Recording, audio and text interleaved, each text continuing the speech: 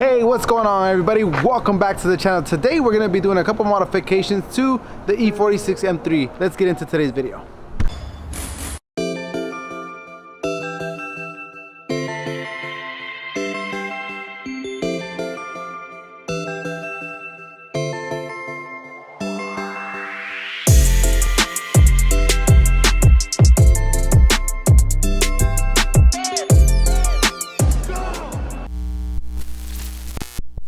Alright guys, so here is the engine bay of the E46. It's pretty much all bone stock. Gonna need some major maintenance and some upgrades.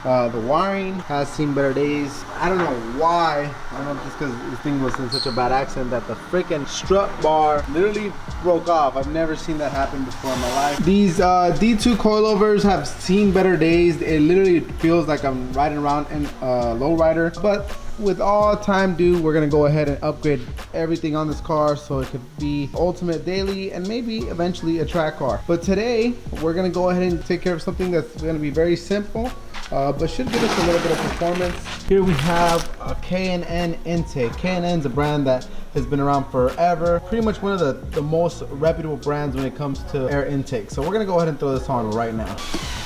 All right, we're gonna open up the box here, see what the content of this puppy is, and we've got instructions, carb sticker, very important because here in California, if they open up your hood and they see no carb sticker, you get a ticket. So that's the fun stuff here in California we have to deal with. But everything comes with its brackets, hose clamps. What else we got? We even got a nice seal, I'm sure for like the box area. This puppy, which is probably the filter element, have the main piece goes to the filter and our mass airflow sensor connection. Nice piece. Here is the bracket where everything goes through, where the filter housing goes through and kind of keeps this kind of like a cold air intake, because it's going to keep it from hot air from the engine bay and it's going to suck in fresh air. A good thing about plastic, a lot of people don't know, is that this retains less heat than aluminum. So a lot of people, you get the shiny chrome aluminum pipe, but plastic, that's the good thing about it, that it doesn't absorb heat and it keeps everything cool. So the air that's going into the motor is going to be a lot denser and creating more horsepower, obviously, with the denser air that you get into the motor. So we're going to go through this and start taking off his original intake and see what we get.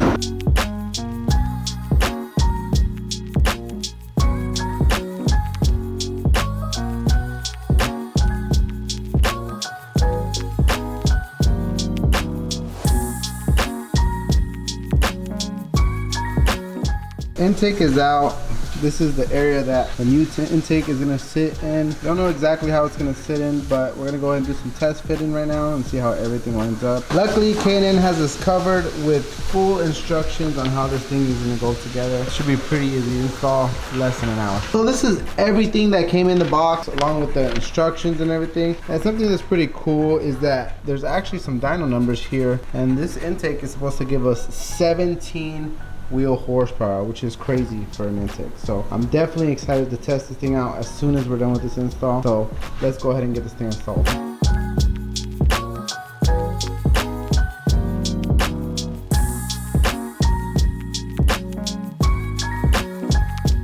Here's a new adapter that K&N provides you. It comes with its own little gasket. You kind of just stick it on there, and then you place the mass airflow sensor into this thing.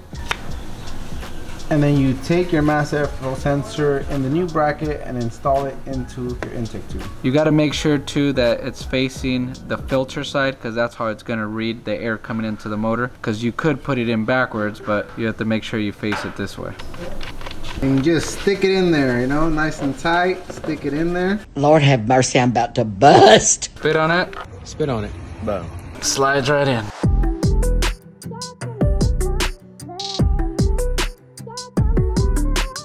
Okay, now we're pretty much almost wrapping up this installation. You got the heat shield kind of mounted. There's some holes that were right here for the old intake. There's some studs poking out that were securing the old intake. Now you're gonna use these exact studs to tighten up this intake heat shield, and it also comes with the bracketry to mount it right over here.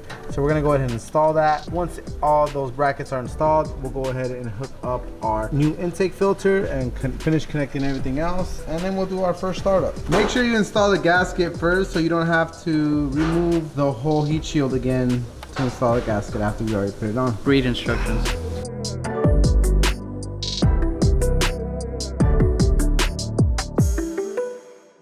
Okay, so now that we have the heat shield secured here with this bracket, there's also 2 more spots where it needs to get secured with some nuts. So we'll go ahead and tighten that up. Before we go ahead and finish anything else, we're gonna go ahead and install the final support bracket for the intake tube that goes right here to this little bracket that holds up, it looks like the dipstick.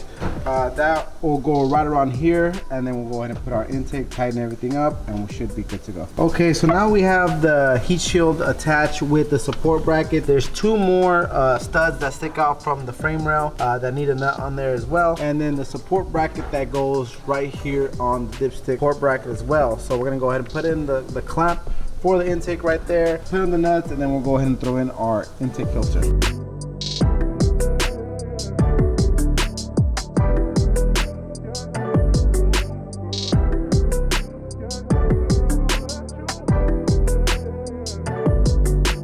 So the last part is slipping her in. It's good to go. All right, and that's it, man. Super quick, super easy installation. Okay, now the intake is 100% complete. We're gonna go ahead and move on to the back of the vehicle and throw on the exhaust.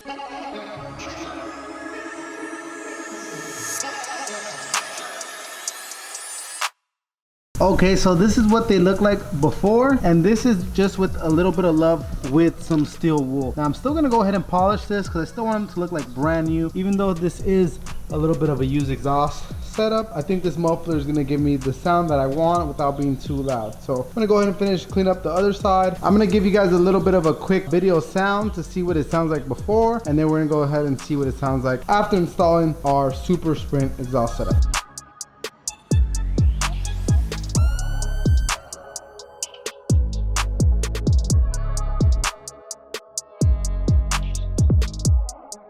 Pretty happy with how these came out. I'm just gonna go ahead and use this Ultra 2-step cutting compound from Presta. Some stuff that we just had laying around here, and I'm gonna use a little bit more. Dab it on there real quick, rub it in there real nice and so. And then what we're gonna do is just go back and forth until we take it all off.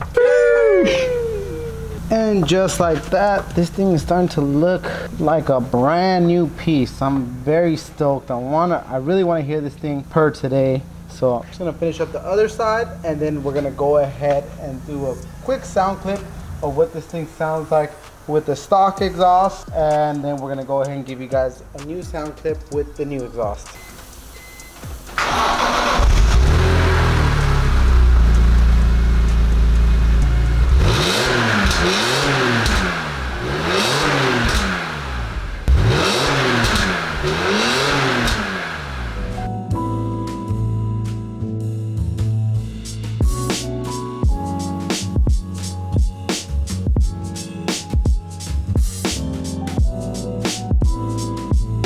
Okay, so the stock exhaust is off. It's big and bulky. I didn't realize how big this thing was, so I'm expecting a good weight savings right here. This thing cleaned up real nice, if I do say so myself. Really nice piece. I'm so excited to see how this thing sounds. So right now we're gonna go ahead and throw that thing on here, lower it down, and see what it sounds like. This thing's pretty heavy.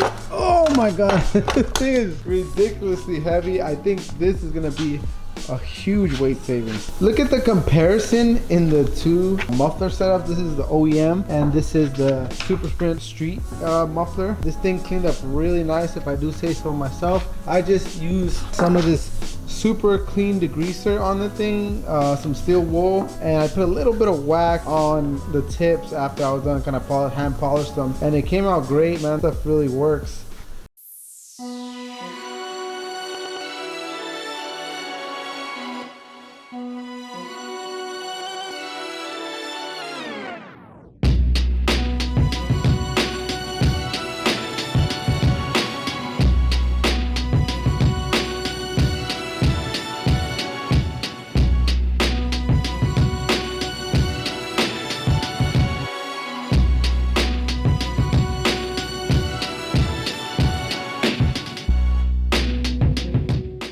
Okay, just detailed this thing, went ahead and put our intake and exhaust on. I'm gonna go ahead and do a little bit of driving and see how I like these little performance upgrades, and then go ahead and kind of give you guys my feedback on these 2 performance exhausts. So if you have an E46 and consider doing this, maybe you have a little bit of insight.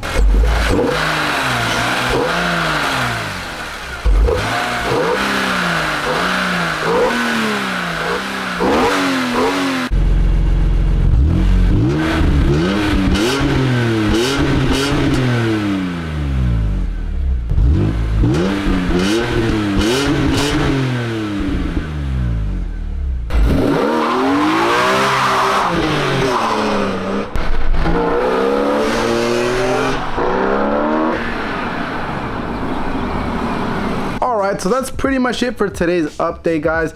The intake sounds amazing on this thing, and I really feel the power boost on this thing. Tires were super grippy. I was really not expecting that. Usually with my old wheel and tire setup, I would always like get no traction when I was launching this thing, and now it just grips. Falcon makes a great set of tires. I definitely recommend it, and I'm really happy with the tone of the Super Sprint exhaust, something that a lot of the M3 guys are running, and I'm super happy that I was able to find one here used locally at a decent price. That's gonna wrap it up for today, guys. Thank you guys so much for watching. If you're new to the channel, go ahead and hit that like and subscribe and notification buttons, because we got some really cool stuff coming up for this and a lot of the builds that we have coming up as well. Again, here at SOS Customs, we got you covered.